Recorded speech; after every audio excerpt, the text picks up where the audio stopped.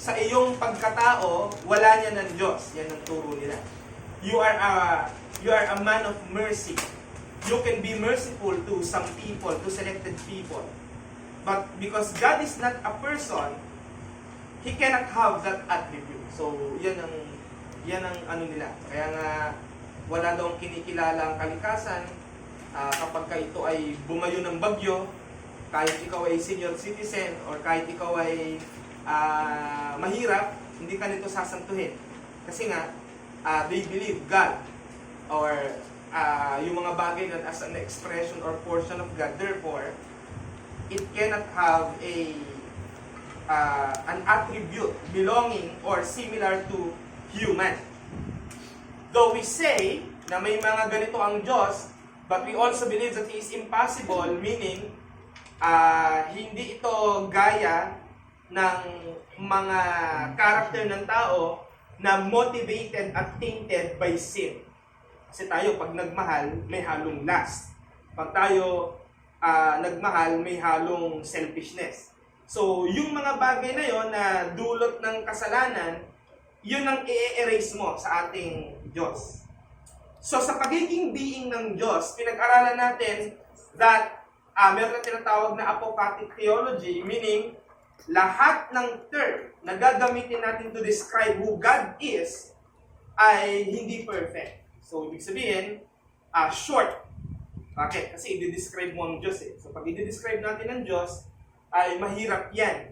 So, there is an incomprehensibility of God. But it doesn't mean that God is not knowable. God is incomprehensible, yet knowable. Yan ang pinangahawakan natin dyan. We also describe God's being as immutable, meaning kung ano ang Diyos, ever since, yan siya for all eternity. Kung sinasabi niya siya ay loving God, He is loving God for all eternity. Kung sinasabi niya He hates sin, God hates sin for all eternity. Kaya nga sabi sa Psalm number 7:11, God hates sin every day. Every day. Walang nababawas dyan. Kung ano yung amount ng galit niya sa sin yesterday will be the same amount of wrath. May pagpipigil pa nga yun eh. Kaya alam nyo, kung galit ng Diyos ang pag-uusapan, huwag nating i-compare yan sa mga nangyayari ngayon. Hindi pa yan yun. Dahil sa consummation, nandiyan ang full-blown na pagbebestow ng wrath of God upon those who maintain to be unbelieving. Yan. Kaya salamat tayo sa Panginoon dahil we are now believers of Christ. Therefore, yung pinag-aralan natin kagabi about justification, yung wrath of God na supposedly kikitil sa atin sa consummation ay na-acquit. Kaya nga tawag ng divine acquittal. Tinanggal. Hindi lang basta tinanggal. Merong parang naging pangbala para mangyari yun. At yun ay ating Panginoon sa Kristo. Pwede ka pang maging cold kung tinanggal lang ng Diyos kasi mahal ka niya. Hindi eh. Para mangyari yon, may sinakripisyo at ang ating Panginoon sa Kristo. Kaya meron kang ganti. Ang ganti mo, pagsamba. Diyan na lang tayo gaganti. Diba? So, immutability of God and immensity. So, immensity, it is omnipresent. So, move on na tayo dyan. So, God is omnipresent, meaning He occupies all spaces. He transcends all spaces. Yan ang character niya. At again sinasabi ko, bit-bit niya lahat. Hindi pwedeng dyan sa lugar na yan. Rap lang niya, dyan sa lugar na yan, ganito lang. Walang ganun. Pagka sinabi mong ang presensya ng Diyos ay nariyan, bit-bit niya ang lahat ng kanyang nature and attributes. Baka mauwi na naman tayo sa error ng pantheism. Kino-compartmentalize natin ang siya. So, omnipotence, meaning God is all-powerful. Yan ang number one, huwag mong tatanggalin sa theology mo, yung God is all-powerful. Pagka medyo ng problema ka dyan, ang pangit na ng Christianity natin. Bakit hindi mo na tinatanong ang Diyos as all-powerful? But if you view God as all-powerful, and He is, dahil sabi ng Bible lang, kahit huwag ka maniwala, wala akong, kung bala ka, diba? Pero yun ang sinasabi ng Bible. He is all-powerful. Wala naman siguro tayong magiging problem dyan. Now, let's move on to the next lesson, Lecture 10 of our topic. At ang ating pag-aaralan naman po sa umagang ito ay nature and attributes pa rin, pero nasa section tayo ng attributes of God's, maling nilagay ko, character. Okay? So, attributes, pakicorrect na lang, attributes of God's character. So, there. Muli po nating balikan ang ating confession of faith. Nilagay ko na po yan dyan. 1689 London Baptist Confession of Faith, patungkol sa nature and attributes of God, chapter 2 and paragraph 1. The Lord our God is but only one living and true God, whose subsistence is in and of Himself, infinite in being and perfection, whose essence cannot be comprehended by any but Himself, a most pure spirit, invisible, without body, parts, or passions, who only have immortality, dwelling in the light of which no man can approach unto, who is immutable, immense, eternal, incomprehensible, almighty, every way infinite, most holy, most wise, most free, most absolute, working all things according to the counsel of His own immutable and most righteous will, for His own glory, most loving, gracious, merciful, long-suffering, abundant in goodness and truth, forgiving iniquity, transgression, and sin, the rewarder of them that diligently seek Him, and withal most just and terrible in His judgments, hating all sins, and who will by no means clear the guilty.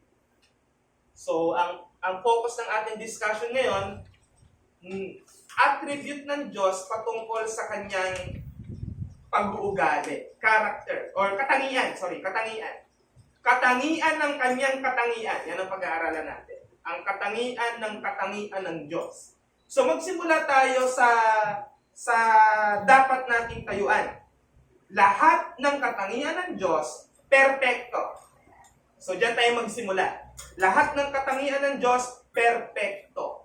Hindi minsan man nagkaroon ng lapse or flaws.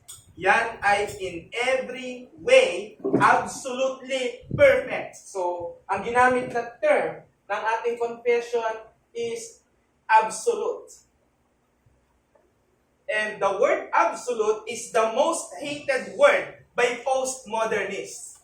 Bakit? Because for them, there is no absolute things in the world. Ang katwiran nila, ang 6, depende sa nakatingin, pwedeng 9. Kaya pag sinabi mong 6, it can be true to you, but cannot be true to them. Depende kung paano tinitingnan.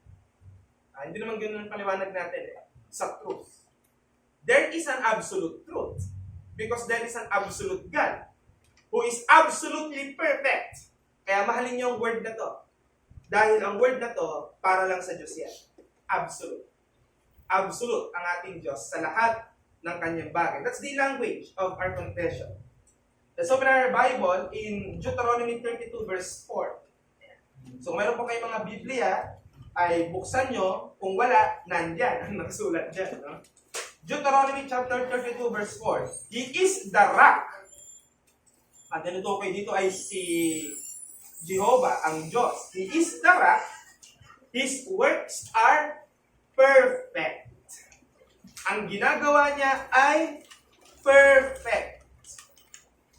Kung papansinin niyo yung His works, walang indicative kung works ba ngayon, yung ginagawa ba niya, o yung mga nagawa na ba niya, o yung gagawin pa lang niya. Kung walang ganung indicative, anong ibig sabihin nun? It refers to all His work. Lahat. Creation, providence, pagdating ni Christ, consummation, and so on and so on. Lahat yon. Ang sabi ng Bible, siya ang bato. At lahat ng kanyang mga gawa ay perpekto. Lahat ng kanyang mga daan ay matuwid, just. A faithful God ito pa yung ganito pa niya, dinidefine ang pagiging perfect ng Diyos, who does no wrong. Pero kasi naging perfecto, pero galing ka sa maraming mali.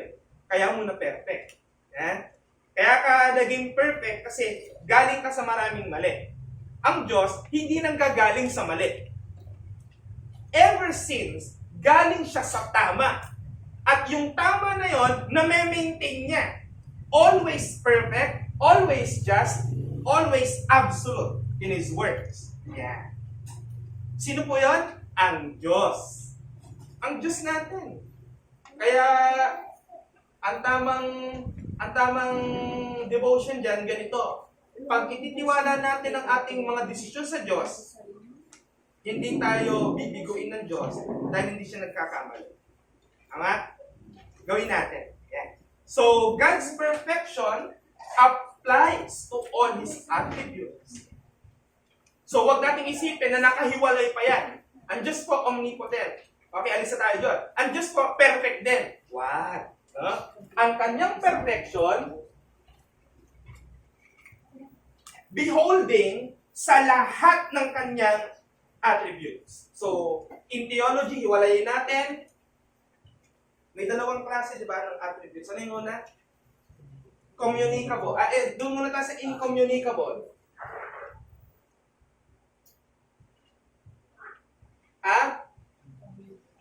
Communicable. Communicable. Pag sinabi natin incommunicable, ang pakahulugan natin dyan, yung para sa Diyos lang. Yeah. Para sa Diyos lang. Or incommunicable, ibig sabihin, hindi nga pwede sa atin. Kaya incommunicable, hindi pwede sa atin. So ito yung belongs to God alone. Yan. And communicable is can be attained by man. At dito may command. May command. Yung mga communicable attributes ng Diyos, dapat talaga taglayin yan ng mga Kristiyano. So, yung perfection ng Diyos, hinohold niya lahat ng nature and attributes. Bakit? Kasi, siya ay holy. Yung kanyang holiness ay perfect. His holiness is perfect. And He is perfect because He is holy.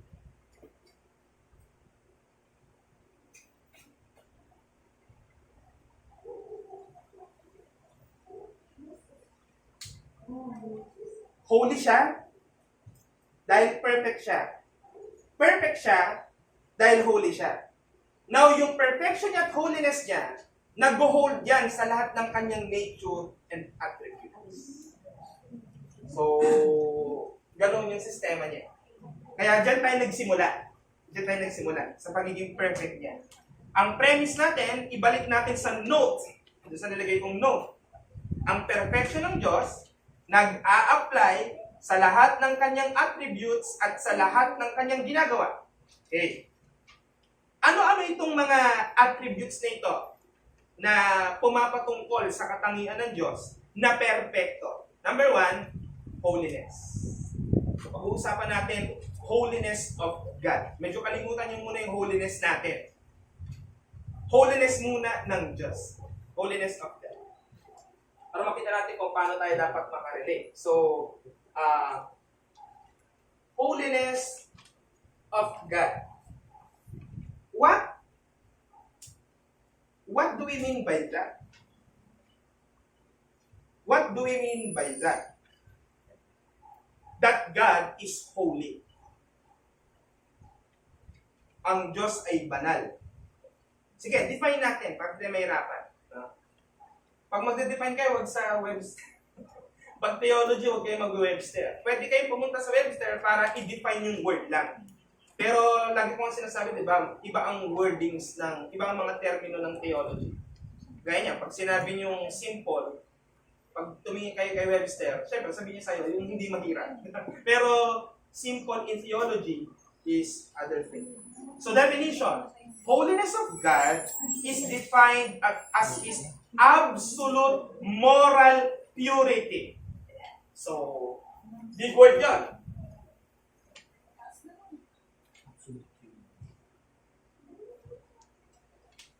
Absolute moral purity. Wala niyan na kahit sinong tao. Kahit babae ka at ikaw ay birhen, wala ka niyan. Absolute moral purity. Kasi, you can be a woman who preserves herself for your husband. But you cannot be morally pure because hindi ako maniniwalang walang panahon sa buhay mo na nagnasa ka sa isang lalaki. Kaya kahit sabihin mong you are physically pure, how about moral? How about mental? Diba? Huwag natin angkinin to. Yan ay sa Diyos lang. Absolutely, morally pure.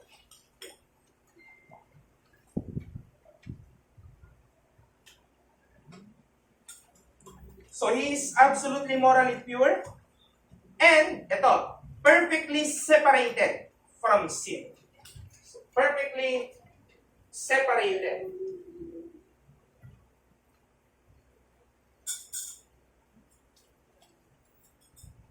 Bakit perfectly separated? Bakit po perfectly separated ang Diyos? Tayo ba, hindi ba tayo perfectly separated from sin? Sige. May justification. You have been justified now. There is no more condemnation for you. Romans 8:1. But does that mean that you are already perfectly separated from sin? Of course. By your observation, no. You still sin. Aren't you? You're still sinning. Judicially speaking, oo. Wala ka ng problema doon. Judicially speaking, ang tawag ng theology, forensic. Wala ka ng problema. Pero you're still under the influence of sin dahil nandiyan ka pa sa laman. Magiging perfectly separated ka lang sa glorification. Wala na kasi talaga. Wala na. Pero as long as we are talking about this present age, you are not perfectly separated from sin. But God is. Kaya may problema pa rin tayo sa Kanya kasi yun ang gusto niya. Perfectly separated from sin. Yun ang wino-work out naman natin. Dumadaing tayo sa Kanya kasi hindi natin kaya yon. Pero may gumawa sa atin on our behalf, si Christ.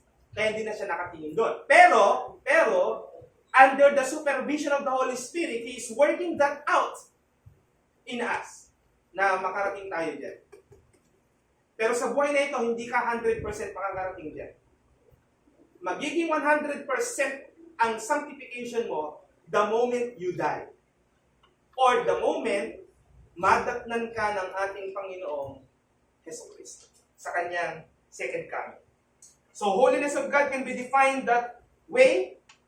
At yung perfect separation from sin, that is what we have mentioned. And transcendent sacredness, tagusang kabanalan, emphasizing His flawless moral excellence and divine perfection. Yung Kanyang kabanalan, yung Kanyang pagiging perfect, ang nagpapakinang ng lahat ng Kanyang nature and attributes. Isipin mo, hindi lang siya basta merciful, perfectly merciful.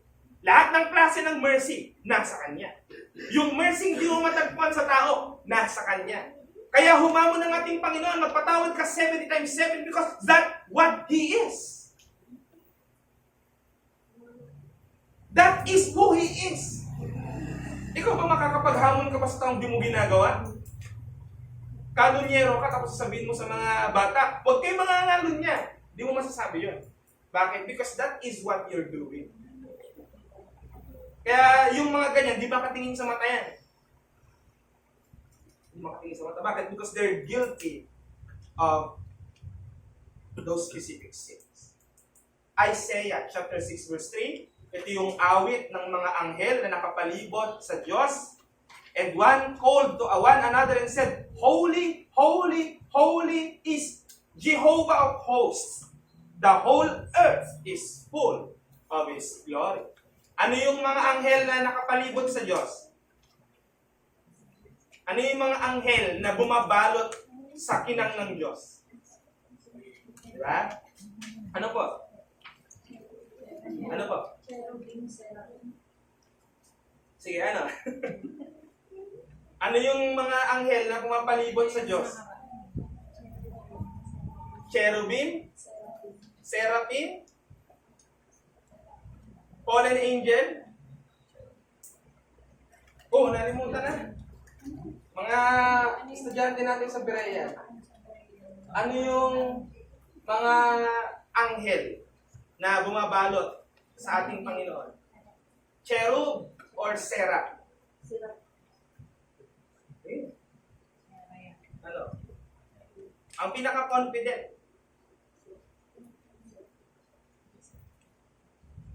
Cherub or seraph? Ano ba yung anghel na mayroong 6 na pakpak? Yun eh. Ano yung anghel na may 6 na pakpak? Sige. Buksan ng mga study Bible. Buksan ng mga systematic theology.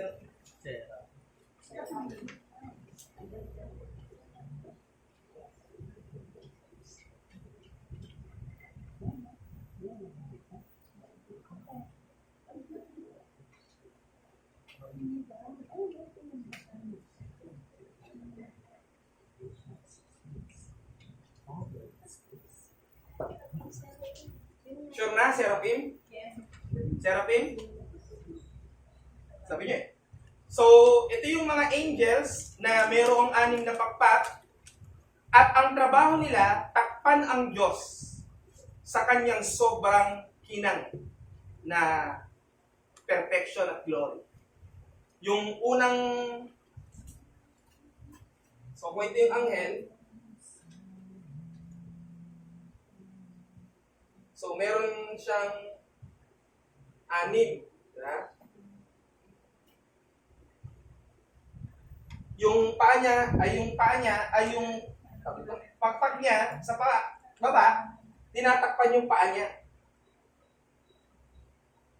Bilang paggalang dun sa Diyos. Yung kanyang nasa taas, tinatakpan niya yung mukha niya para hindi siya masilaw nung kaniningan ng Diyos. Whilst yung nasa gitna, pang lipad. Huwag niyo akong itatangin kung literal yan. Yan ang description ng scriptures. Pero anong point? Anong point? Ang pinakamalapit na being sa Diyos is crying out that God is holy, holy, holy. At saan sila nanggagaling? Doon sa absolute perfection ng Diyos. Yan. Diyan muna. Huwag muna tayong tumalon. Pag sinabi kong holy ang Diyos ay malayo siya sa kasalanan. Yes, pero hindi yun kaagad. Holiness of God defines also as His perfection and complete separation from not sin, all His creation. Huwag kayong malilituan na ibig kong sabihin parang wala siyang kinalaman sa atin. Dinidistinct lang natin na meron siyang separation sa lahat ng kanyang creation. That is His holiness. Pero He chose to be a covenanting God. Yun ang maganda sa ating Diyos. Hindi niya tayo basta tiniwangwang pagkatapos niya tayong gawin. Kundi He chose to be a covenanting God. What a mighty God we have. Leviticus chapter 11 verse 44 to 45. For I am the Lord your God. Consecrate yourselves therefore. Ihiwalay. And be holy. For I am holy. Saan nagkagaling ang Diyos? When He commands people to be holy, His only reason is because I am holy. Di ba? Be holy because your God the Father is holy. Ganun eh. Kaya tayo inutos na maging banal dahil ang Diyos mismo banal. At ang kabanalan na tinutukoy dyan ay ang pagiging hiwalay ng Diyos sa kasalanan. Yan na yun. You shall not defile yourselves with any swarming thing that crawls on the ground. For I am Yahweh, who brought you up out of the land of Egypt to be your God. You shall therefore be holy again, because I am holy. So, ano pong model natin para maging holy? At tingnan niyo po si David. Tingnan niyo po si kung paano. Wag! Hindi yun. God Himself. Alamin niyo yung attribute niya ng holiness. And of course, the holiness of Jesus Christ. Paano ipinamuhay ng ating Panginoon ang kanyang holiness? Ang galing. Whenever He encounters people caught in act sinning, nandun ang rebuke ng ating Panginoon. Pero andun din yung kanyang offer of forgiveness if they repent. Yan ang ganda sa Diyos. Yan ang ganda sa Diyos. Hindi ka agad penitentiary. Nag-o-offer siya ng forgiveness for genuine repentance. Maaari kang maging banal, mga kaibigan. Huwag mo isipin na sa dami mo nang naging pagkakamali ay hindi na mabubura dahil nagmantsa na ng gusto. Totoo, nagmantsa na ng gusto. Pero mayroong magandang solution na bubura niyan. Kung ang Jobus pumalo sa ibang kulay ng damit, hindi mo na matatanggal. At pag tininir mo, lahat ng kulay tanggal. Sa isang nagmantsyang kasalanan sa tao, mayroong solution na kayang alisin to at ibalik sa dati. Alin yun? Ang dugo ng ating Panginoong Jesucristo. Yung mga nagtuturo na kaya daw tayo kailangang maligtas para daw mabalik tayo sa original na kalagayan ng tao. Ano yung ibig sabihin? Nung time na si Adan ay wala pang kasalanan? Hindi yun. May nagsasabi si Adan daw ay righteous before the fall. May nagsasabi si Adan daw ay perfect before the fall. Meron din nagsasabi that Adam was holy before the fall. Pero yung ba pinanggagamitan ng tatlong salita na yun? Nare-rate na natin yung tatlong salita na yun sa kanyang pagkahiwalay sa kasalanan. Kaya hindi lang basta ibabalik ka sa kalagayan ni Adan. Hindi doon. Ibabalik ka sa kalagayan ni Kristo. Ni Kristo. So may nadagdag. May nadagdag. And righteousness. Nawala si Adan before the fall. Diba? Konti lang yung turo na. Kasi yung iba, basta bahala ka. Pag ikaw ay tumanggap kay Christ, na-wash away ka na. Yun lang. Pero paano yun? Saan tayo dadalhin? Ibabalik ba tayo nung panahon na kung sino si Adan bago siya makakilala ng kasalanan?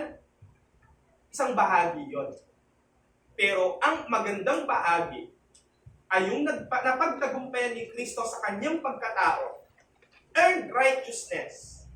Yon ang ibibilang sa'yo. Di ba? Double imputation sa theology. Kaya, point, God's holiness is defined as His perfect purity and complete separation from sin, emphasizing His absolute transcendence and moral perfection. Ano ang communicable dito? Yung utos sa atin na maging banal ay kabanalan ng Diyos na nagpapaliwanag ng ibig sabihin nito ay separation from sin. Kaya sa usaping communicability,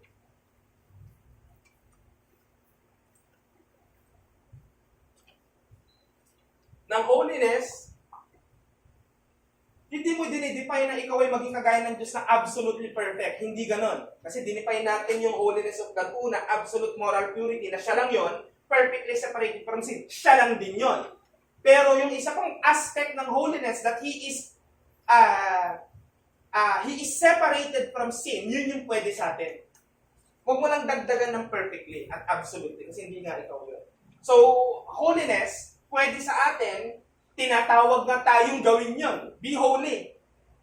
Sabi pa nga ng King James, be perfect. Mas matindi. Kita nyo, medyo pwede, di ba? Yung perfect, holy, holy, perfect. So, lang kayo malilito.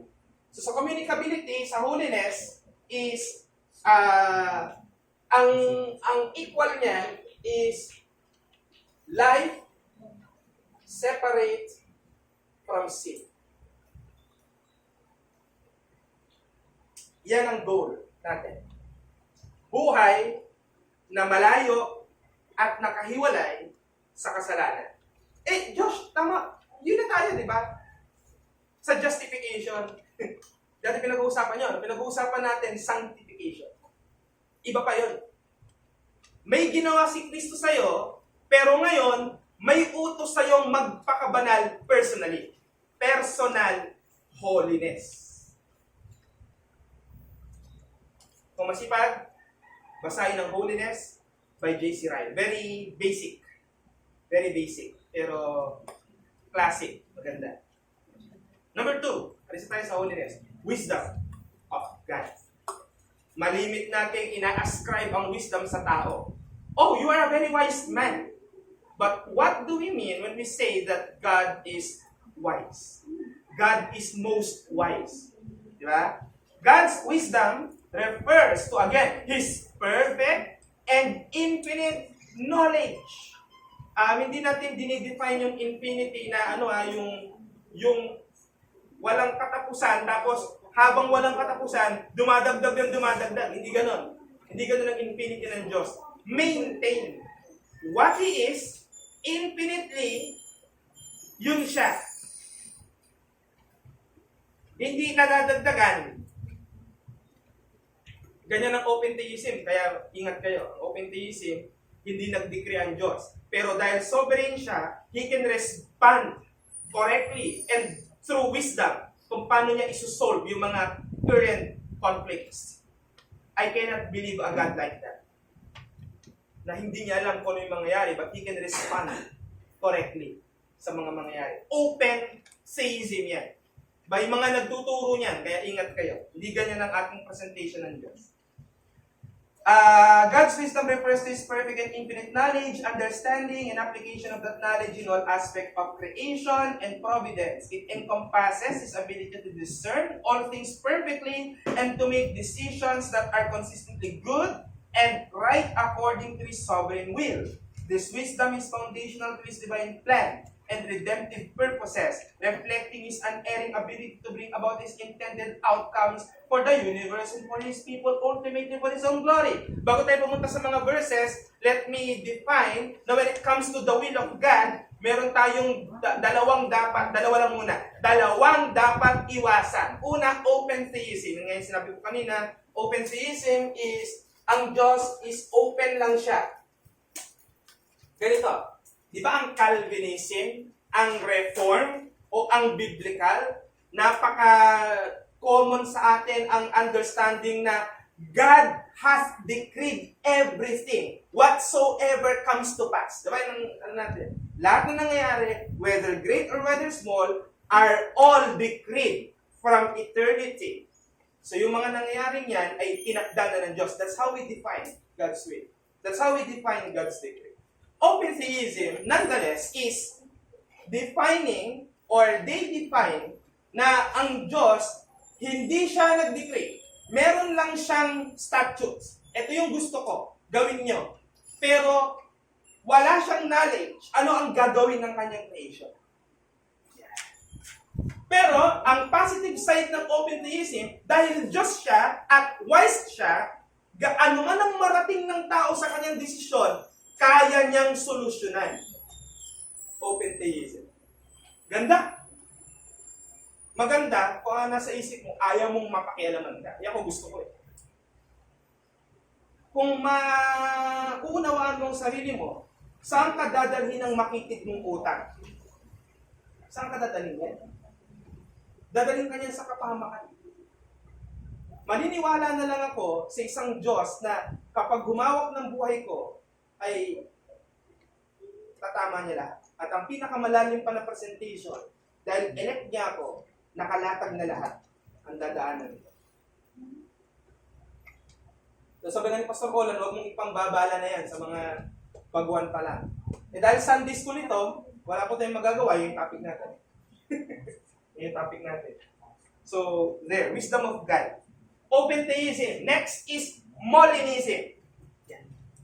Have you ever heard this? Molinism.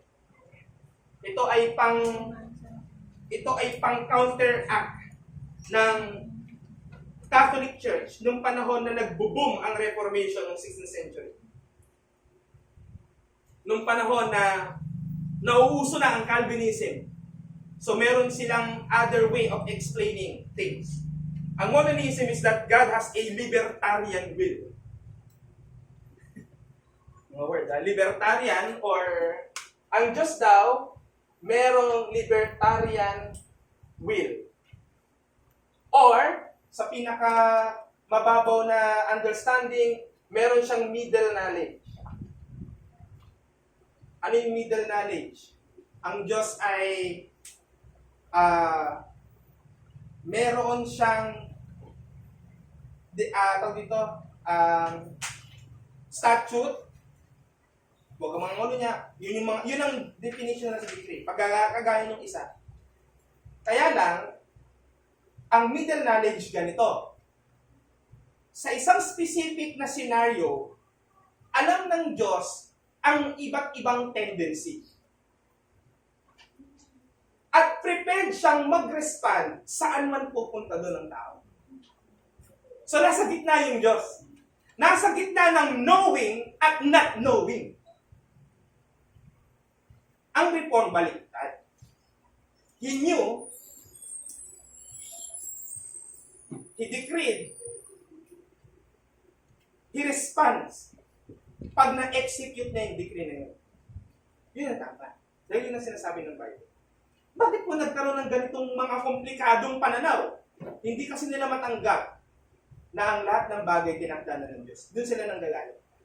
Doon sila nanggagaling. At sana huwag tayong makisimpatya sa kanila. Dahil mali yan. Gusto nilang i-reconcile yung tamang doktrina, ayaw lang nilang bumigat. Pero, anong kinalaman nito sa wisdom of God? Ganito. When God decreed, let's say, ito yung beginning time ng redemptive history. Dito nag-create ang Diyos. Let's say, ito yung end time ng redemptive history. So, from creation hanggang pagdating ni Christ, stop ang oras din.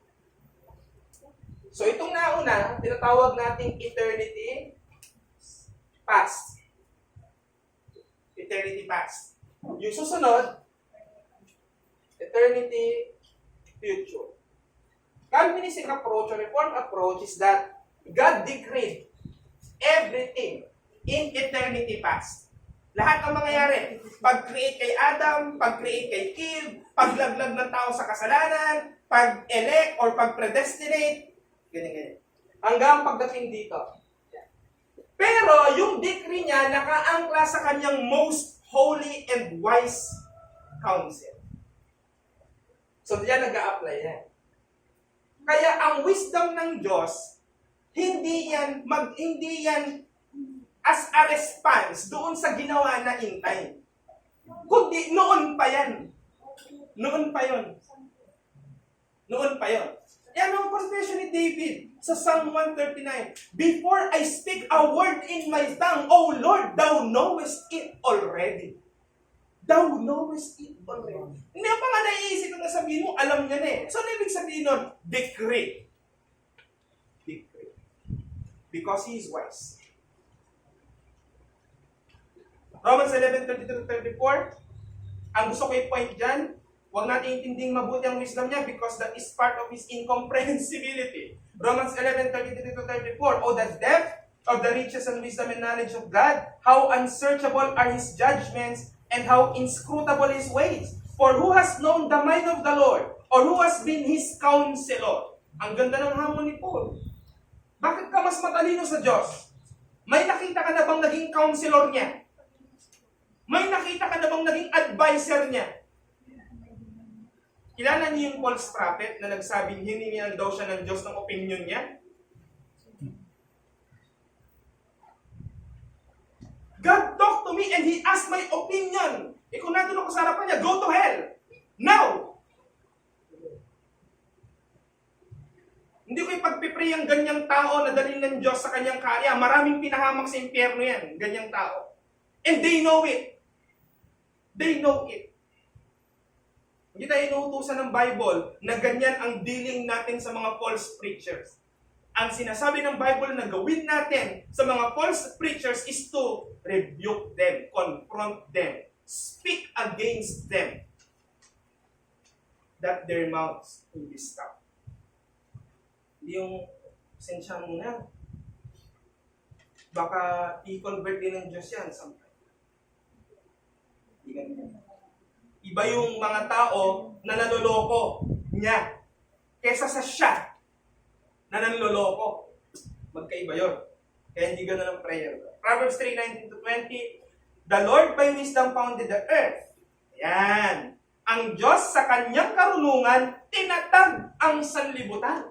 Marunong ang Diyos. Sabi nga ng teacher ko dati, kung hindi marunong ang Diyos, bakit ang tao nilagay niya sa dulo? Meron ng halaman, meron ng lupa, doon pa lang naiintindihan kahit ang hindi believer matalino ang Diyos sa kanyang paggawa. Ang ganda ng arrangement. Ano yung una niyang gagawin in first day? What is going to create on the second day? The third day? Hanggang ang huli, tao na. Kasi ang tao, siya ang magdo-dominate ng lahat. Dominion mandate. Siya ang magdo-dominate ng lahat. He's going to be the ruler. The ruler of God's creation. Yan ang i-restore. Kaya co-ruler tayo ni Christ. Co-ruler tayo ni Christ. Yan, doktrina naman talaga yan. Hindi dahil sa post-nil. Hindi, yun naman talaga yan. The Lord, by wisdom founded the earth, by understanding He established the heavens, by His knowledge, the deeps broke open and the clouds dropped down the dew. Galing. Ang galing. Yung hindi mo nakikita dahil natakpan ng ulap, nakikita niya. Ang nakatago sa isang sirang butas, nakikita niya. Ganon dinidefine ng nagsulat niyang kawikaan na yan. Ang kanyang pagiging matalino. Punto. Ang karunungan ng Diyos, ang pundasyon ng kanyang walang hanggang panukala or decree, wherein everything He has planned and executed is perfect and without fail. He knows everything. Ano ang kinokontra nito? Yung dispensationalism. Big word. Bakit po yun ang kinokontra niyan, Brother Josh? Because dispensationalists believe na sa bawat covenant ng Diyos, nabibigo yung Diyos, hindi pala nag-work yung gusto ko. At hindi ganun yun. Hindi ganun yun. May kabiguan ng Diyos dahil hindi nami-meet yung kanyang gusto. Pero hindi dahil yun, hindi niya alam yun o nagkamali siya. Hindi ganun. Kaya kung may konti pang pagka-dispensational sa kung sino man, at tayo po ay nasa posisyon na yumayakap sa 1689, wala na dapat maging kwarto sa dispensationalism. That's an error, a pure error. At salamat sa Diyos, nakalis tayo yan. Malalaman mo sa preacher yan, pag dispensational pa rin, kung paano siya mag-preach. Dahil nga, yan ay hermeneutics. Hermeneutics yan. Paano ko matutunan? Magbasa ka. Number 3, the sovereignty of God. Sovereignty of God. Ingat tayo sa pag-discuss nito dahil marami ring umaabuso nito. Sovereignty of God. At ang una kong i-correct yung pagpo-pronounce. Hindi siya sovereignty. Walang I dyan. It's sovereignty. Sovereignty. Definition, God's sovereignty refers to His absolute and supreme authority and control over all things in creation. Isa lang ibig sabihin nito, siya ang pinakamakapangyarihan at may control ng lahat. Ng lahat. Pati na sa Satanas, oo, kasi pati siya. Dahil kung hindi kontrolado ng Diyos sa Satanas, hindi mo siya pwedeng tawagin sovereign. He controls even Satan. He let Satan place in his decree. May role din siya. This includes his governance over every event, circumstance, and individual, ensuring that his divine will and purpose are highlighting his unchallenged rule and authority as the creator and sustainer of the universe. Parte ng kanyang sovereignty ay hindi siya na-challenge, hindi siya natitigatig sa kanyang rule. Hindi kagaya ng ibang hari na kapag may mas malakas na kaharian, natatakot na siya. Kahit hari siya. Kahit hari ako, natatakot ako. Naalala niyo nung panahon na lumalakas ang Babylon sa Israel, ang ginagawa ng mga hari ng Israel para hindi sila sakupin, nagbabayad ng maraming ginto sa hari ng Assyria. Yan tawag doon. Hindi na siya sovereign nun. May kinakatakutan ka eh. Hanggang sa ang Israel, inandel sa probinsya ng Assyria, hanggang sa sinugod na ng matindi ni Nebuchadnezzar. Na ang huling hari, sino? Sino ang huling hari? Hezekiah. Okay. So, hindi na-challenge ang pagiging ruler ng Diyos. Kahit pa merong Satanas. And even Satan knows his place. Kaya nga nung nagpaalam siya sa langit nagpaalam siya sa langit na aanuin niya si Job tinawag pa niya ang Diyos na Panginoon. Alam niya Alam niya Ang demonyo matalino, ang tao hindi. Ang tao ayaw tanggapin ng Diyos Panginoon. Ang demonyo, kahit kalaban ng Diyos, tanggap Panginoon siya. Ganyan, katindi ang depravity dumating sa tao. Pati Diyos sasalingin niya. Salamat na lang dahil tayo ay mananampalataya dahil sa biyaya ng ating Panginoon. Daniel 4:34-25, 34-35. At the end of the days, si Nebuchadnezzar to. Si Nebuchadnezzar. Tingnan nyo ang kanyang confession of faith. At the end of the day, I, Nebuchadnezzar, lifted my eyes to heaven, and my reason returned to me. And I blessed the Most High, and praised and honored Him, who lives forever. For His dominion is an everlasting dominion, and His kingdom endures from generation to generation. All the inhabitants of the earth are accounted as nothing, and He does according to His will amongst the hosts of heaven and among the inhabitants of the earth. And none can stay,